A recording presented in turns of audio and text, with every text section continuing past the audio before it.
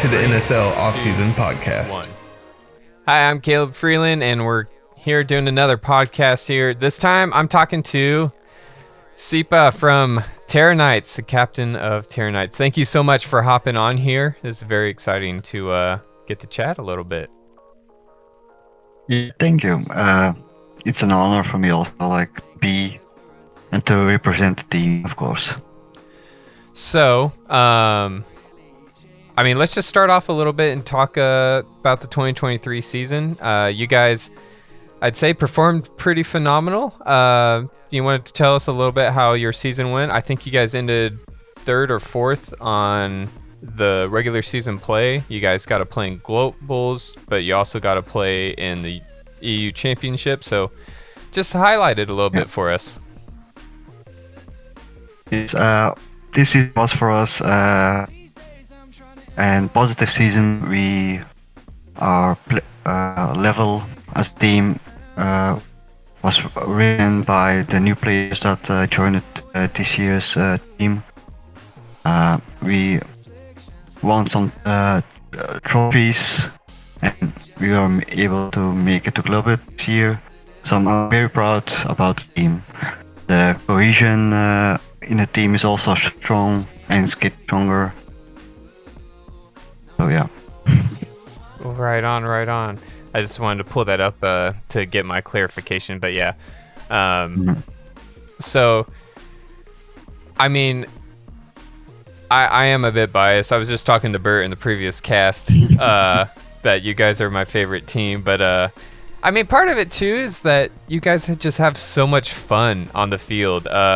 You guys play very competitively, so I don't want to, skew the vision for the folks that fun doesn't mean competitive, because you guys, finished 3rd in the regular season, which is no easy feat. So how are you guys able to balance this this fun energy, but also this competitive mentality once the gameplay kicks? It's for me personally, I have a mental switch there. As soon as I enter the field, it's okay. I'm a player. I'm team captain. I'm a coach. I have to guide the team, how to play, where to watch out. And off the field, after a match, I'm a friend to everybody. So, and also outside the competition and the trainings, we also hang out a lot together. So that's why we have a really strong bond as friends. They are my second family, I would say. That's awesome. Well, I was gonna ask if you guys keep in touch, but it sounds like you guys do. Are you guys fairly close geographically to each other, or for you guys to be able to hang out? The most of the team is really close to each other. There are a few exceptions, like for me and for Lolly. We are in another province of Belgium, but we able to catch up, about every 2 weeks with each other to hang out, to go out partying, celebrate somebody's birthday, something like that. Also, we try to do activities outside the field, like go to amusement park, something like that. So. Well, I wasn't thinking to get this off course this quick, but since you brought it up, I wanted to bring it up and see what's the story behind these videos. This is on your guys' Instagram.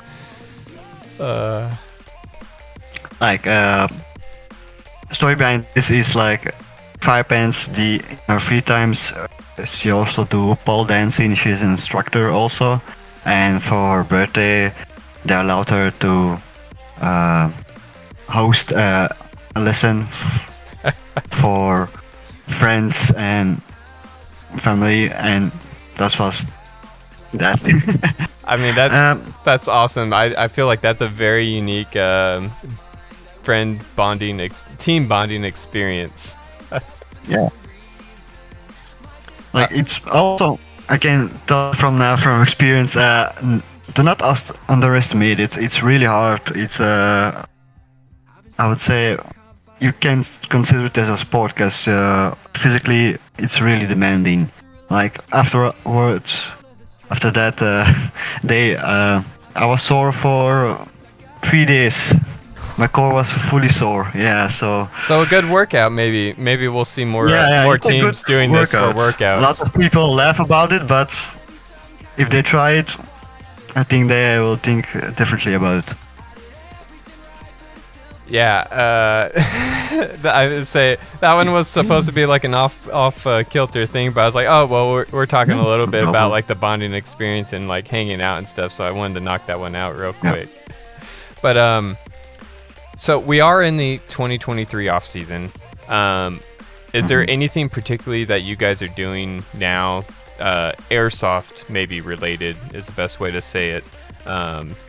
Just to keep your senses, your gameplay and stuff refined. Yeah, like some of us still go just play scrims, like for fun, to keep it alive, the physical side active, so they don't lose the, how you say it, I don't know. You just don't want to lose the skill set. Yeah, skill set. Other players always go like to gyms, go to the fitness to keep their physique up. So for me, it's more.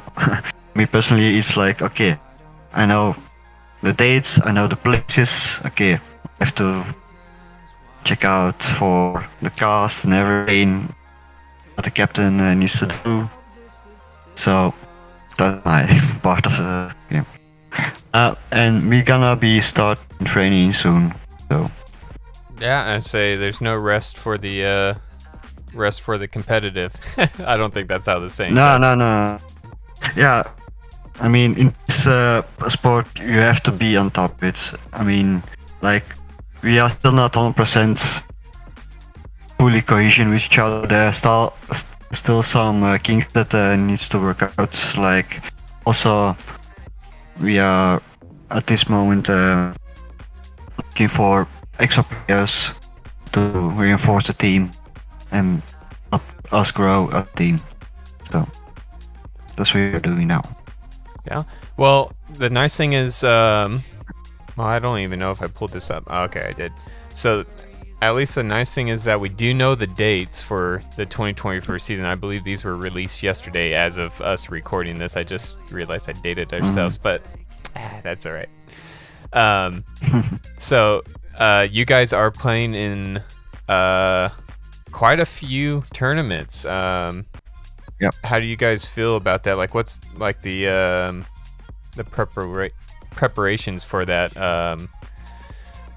Is it you take them one by one, or is it like you look at the season overall? Like the very first is gonna be also like every season is gonna be feel how other teams gonna play and try to adjust from there on out, because for everybody you don't know how they're gonna play. You don't know how their breakout's gonna be, how many people they're gonna send to the snake side or the plexi side, like the small things, like, and then we have to just adjust. Of course, we're gonna adjust during the tournaments. Like, they're also gonna be real strike cup tournaments. Those we're gonna probably participate in a few of them to just learn better the layouts, the angles of the layouts. What can we do, what can we not do, because it's gonna be a real strike cup tournaments. It's not so it's not gonna be bad if we lose it. Like, I mean, we're gonna use it as a practice for us, and like if we're gonna get new members, it's also a good way for them to introduce into the game faster, to make them get the experience on the field. For sure. I think something too that I want to touch on is are you looking forward to traveling? I know you guys did a little bit. You guys went to Raptor Arena this 2023 season, correct? Yep. So that was one place that you gotta maybe consider checking off your bucket list. I see Globals November 15th through the 17th is going to be at Extreme Airsoft. So are you guys looking to travel back out to the U.S. to play? I think this might be a first time definitely. for a lot of your team. Oh, definitely. We're gonna try. I mean, we had already a team meeting about it. We said it. Okay, guys, it's part of the season. I mean, Globals, it's part of the season of NSL. We have to attend it, even if it's in America. So, I mean, we're definitely gonna be there. Everybody knows it. Everybody can now start saving up. We have a whole year to prepare for that.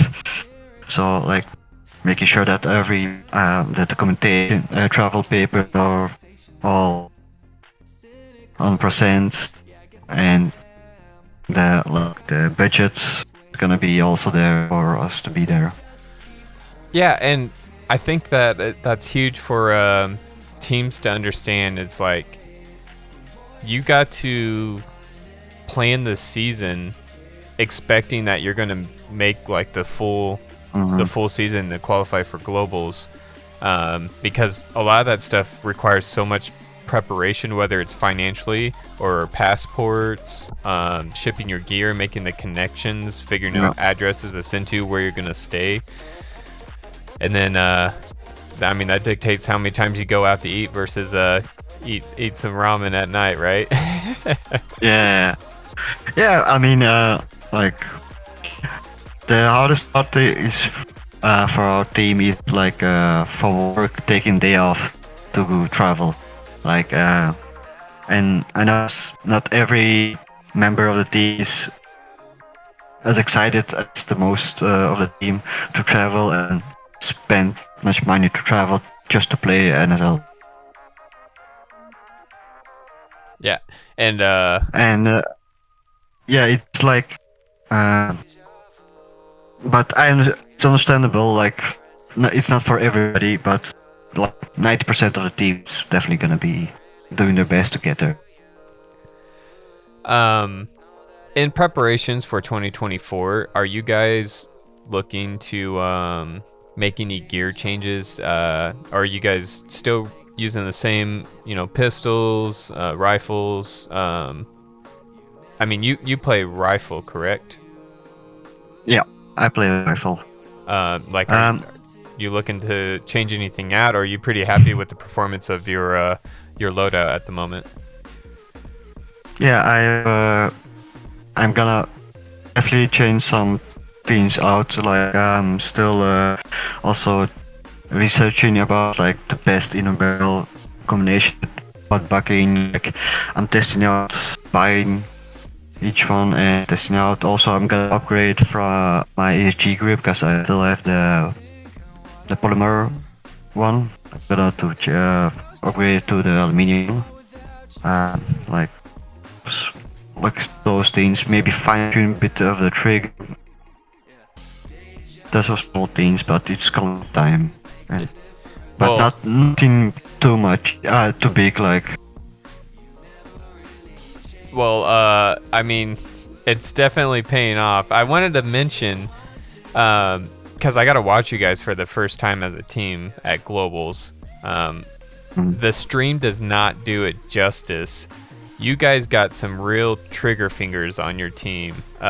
What's the deal there? Like, is that something that was just naturally gifted by your guys, or is that, a part of those tinkering to find the best parts as well as practice? I don't even know how you go about training your trigger finger to, to perform the shoot like that. Like, we're not really trainer for that, but I do, like, I'm also the tag guy in the team. I also tried help out the other guys like with their, especially enforce guys. Kappa not so much, but especially the enforce guys, I do help them out. Like, if they have questions or want to change or fine tune something, she'll give it to me, and I go with the process with them. Like, okay, because for everybody has their preference to have the sensitivity of the trigger, the pull, and everything like that. And also we have to stay between the NSL rules, so we don't abuse the electronic systems, because it's possible. But also I have also as a team captain like boundaries. Like I don't want them to have triggers that really at the border of it's qualified or disqualified. Like, I mean, because that's a gun down essentially in a situation where you not could just lose a gun body. down. Because if like a ref pulls the guy with a really sensitive trigger after a game, and he says no, it's not. This trigger is not allowed, then he gets penalty for that, and team also then has to play body play down.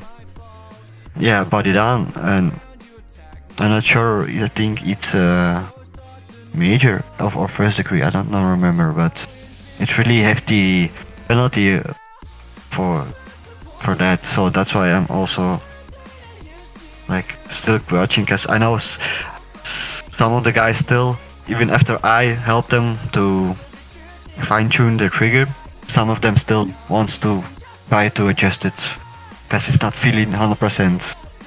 But we don't train for like, yeah, now we have to shoot really fast. We don't train for that. The only we train for is, okay, we have to, from the breakout, touching the wall to pointing to the lane that you have to hold. That's where we train for, but not how fast you shoot. Yeah, it's more like icing on the cake, kind of like a pizzazz thing to the crowd to you know, like just lay there and lay down a straight line of BBs, but it doesn't matter if you can't make it hit the person you're trying to shut the lane off from. So yeah, I see what you're saying there, which I think is good too for newer players to know. It's not about the looks, it's not about like the performance of your gun. You know, people like to shift their gun into full auto and just like show how fast the rate of fire is on it. You really got to work on those core mechanics of your gameplay, being able to muscle memory, off breakout, hit the exact lane you need, getting to your bunkers alive, things like that. For the 2024 season, they've changed the layout, which to some people they're like, oh my goodness, finally another layout, because there's the people, you know, come from paintball, they're used to the layout changing all the time between events, and then, you know, NSL, they stay trying true for a layout for an entire year so that people can try to really, you know, perfect that game for that layout. I have it pulled up here. I'd be curious to see your or hear your thoughts on the matter. So you have not gotten to play this, to my understanding. Is that correct? Yeah, I didn't play on the field yet, but I did my research, like looking at the 3D, also looking on the socials, like on Instagrams, other people who already posted them playing the layout. Like, I'm doing my research as a team captain, as a coach, like watching other gameplay from other people, like how they approach this layout. Like, okay, they do like this. I would, and I'm thinking to myself, okay, I'd be doing a bit different. Is there already a decent amount of footage out there of people playing this layout? I know Jaeger from Saviors did a little live stream, but that's about the extent of what I've seen. There's a few European teams, like Musha from Arkai posted a few clips. Toy Force also posted a few clips playing on them.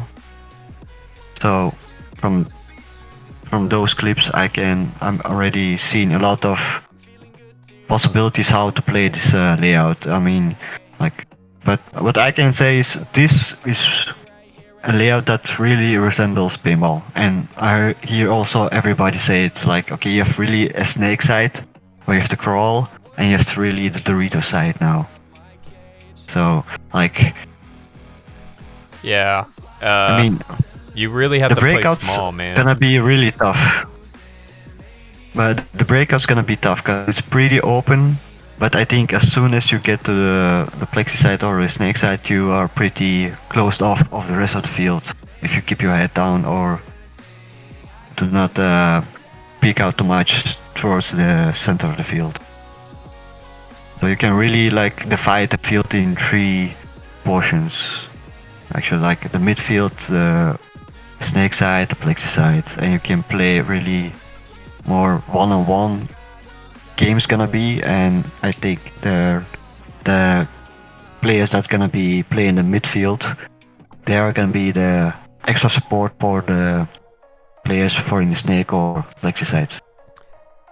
Yeah, something I didn't even think about. I think you just said was the 1v1s.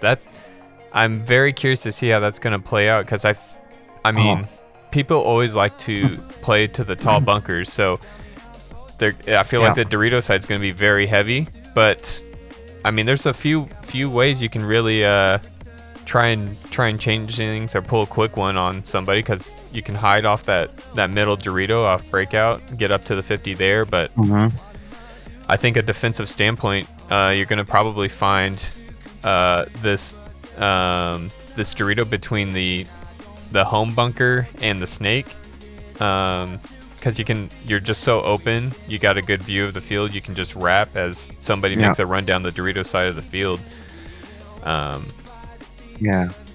What I think for the 1v1s is gonna be like, because you can see from breakout to breakout wall. So you don't have a center bunker that's blocking it, so you can easily see it. So you can almost see where the enemy player is gonna go. Like, is he gonna go try to Dorito side or gonna snake side? Gonna be a lot of probably plays for, I think, for the attacking side that's gonna be playing Dorito, because there's a lot more cover and easier to push up to the 50 in a 1v1.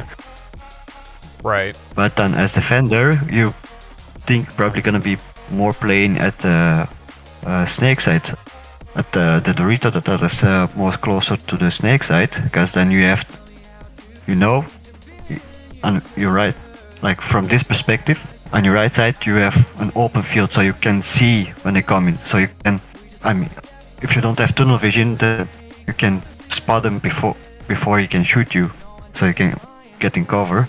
And for the rest, you can fully focus on how far he's gonna push from the break. Like, is he gonna go to the first read or second read or third, or maybe even till the 50 line? I mean, it's possible. Like, there's also possibility that you just can like stay still at the breakout and just put a lane towards the Dorito side. Yeah, I see what you're saying. You can try to take him from breakout. Yeah, from break. Yeah. Or even there. Man, it's interesting. There's so much. I mean, like, we could sit here and I feel like we could talk about this layout for forever. Yeah. I don't think Plexi is going to be as strong as it's been in previous years, because everything's got the entire snake side has protection from Plexi. So you're not going to necessarily be able to see them. You're really only able to get like 2 kills if there's people on these Doritos, but even with these put sideways, you're I don't know, man.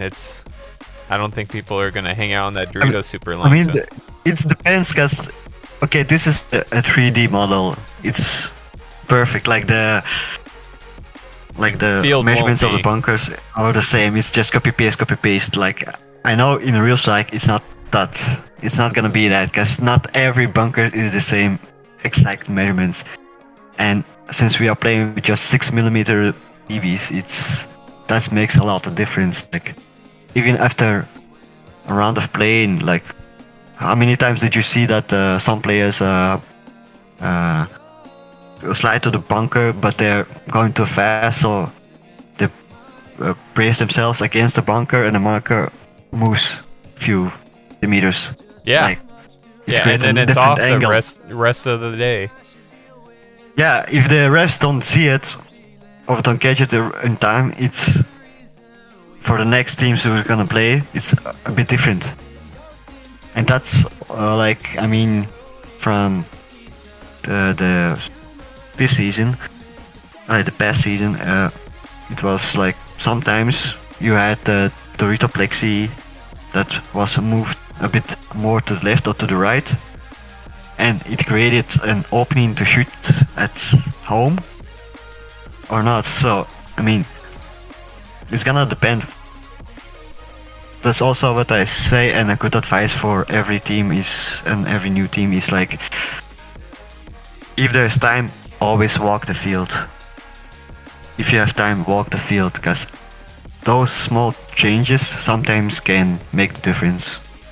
And that'll be something true, or that will hold true to globals, because all the teams coming from EU are used to playing on real strike. Mm-hmm. Not only is it not going to be turf, but the field is they're not the same size. I don't remember the measurements, but I think real strike is slightly wider, or it is more wider and maybe even longer. I'm speculating at this point, but that changes all the angles, because now the bunkers are closer together. I know Extreme Airsoft, some of their bunkers are slimmer too, so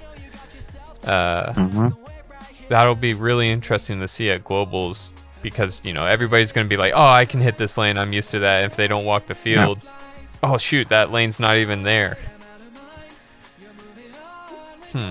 Yeah, with the past season, there was also a difference between the field in Raptor and the field in Real Strike. Like, there were also difference in some of the bunker sizes. Like in Raptor, they had also the pillars in the field that was supporting the roof, so you cannot play around. You had to play around them. So in Raptor, they had done 4 extra bunkers on the field on the snake side. So, and it did make a difference, like getting to the snake a bit easier. So also for Raptor, then we also adjusted our breakout a little bit different. And so we understand every field, every tournament, you have to always go take a walk on the field before the matches start. Or if you don't at the time in the morning, go when it's break time. Like, there's always gonna be a break time. You will have opportunity, just walk the field, check the bunkers you usually play. Yeah. And also, like, it will never hurt you to walk the field. It'll only give never. you the opportunity to see something you didn't see before. Yeah, and it can also inspire, like, to adjust, like, if you have, like, a strategy, like you have to go to that area, the other guy have to stay at the breakout and just lay towards the 50 snake. And you see then, if you do take a walk on the field and see, it's better to have the guy that's shooting at the front break to the 50 snake, a bit further to the snake, like, as there's now a gap that is not seen on the 3D model. Like, the small things, but it's also not everybody thinks about it at that time, because a lot of the teams also, for the new teams, definitely is like, it's an experience. They don't think about, they think about, okay, we play it like this. Okay, they're gonna try to adjust the game sense to the next match on the information that they had from the last match. Like, where did we go wrong and like that. But they don't think about the field itself. Yeah, I mean, we're talking a game that's won or decided by 6mm BBs, which is such a small tolerance. Yeah. So you really have to take in all these details. Since we are nearing the end of our cast here, how can teams or players, people watching, spectators, follow you and your team in the 2024 season? What's your social media handles? Our team social media handles is at terranites.belgium. There we post everything from what we do as a team. Like, we can see if some of our players all competed in the Nations Cup for representing the Belgium team. Like, we also post our entire journey, and we're gonna be posting more in the future. Definitely more content, like some more videos behind the scenes a bit also. Right on. And you have your own Yeah, as well here. yeah, tk.Tsypa 6. There's, like you said, Yeah, that's from playing in Mhm. Nations Cup. That was 2022. 22. But yeah, I want to thank you so much for hopping on with me and sharing a little bit of the background of Terra Knights, and but also just your mindset, your tactician understanding of the layout, and giving us your first thoughts on the 2024 layout. And I wish you guys the very best in the 2024 season. And I'm looking forward to seeing you guys at Globals, but also in the regular season. So thank you so much for hopping on here with me. Yeah, thank you for the invitation. And thank you guys for watching as well. I'll see you guys in the next video. Well, good morning. Team 19-36, the final, and they will take a first attempt. Hey.